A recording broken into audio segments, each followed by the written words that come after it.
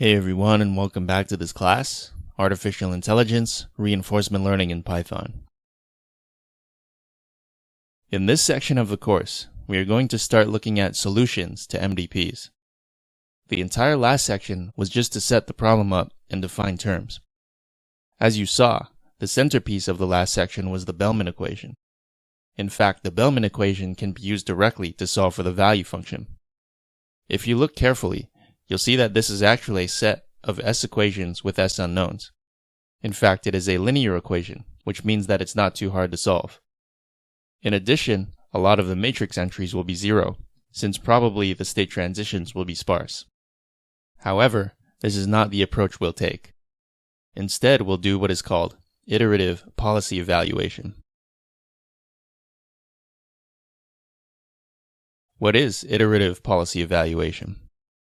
Essentially, it means we apply the Bellman equation again and again, and eventually it will just converge. This makes sense since, at the point we found the solution, the left-hand side will equal the right-hand side, so any further iteration won't change anything. We can write down the algorithm as follows.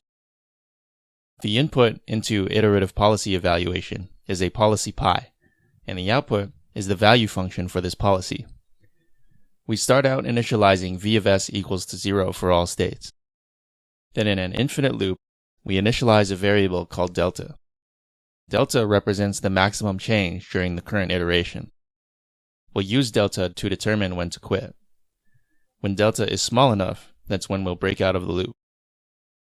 Then for every state in the state space, we keep a copy of the old v of s, and then we use Bellman's equation to update v of s. We set delta to be the maximum change in v of s for that iteration. Once this converges, we return v of s. The main point of interest in the algorithm is of course the part that contains the Bellman equation. Notice how, strictly speaking, the values at iteration k plus 1 depend only on the values at iteration k. However, this need not be the case. In fact, we can always just use our most up-to-date versions of the value function for any state. This actually ends up converging faster. One last note is that we usually call the act of finding the value function for a given policy the prediction problem.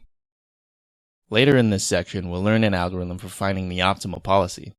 This is called the control problem. So this will be the pattern we'll follow in all the remaining sections of the course. We'll first look at the prediction problem to find the value function for a given policy, and then we'll look at the control problem to find the optimal policy.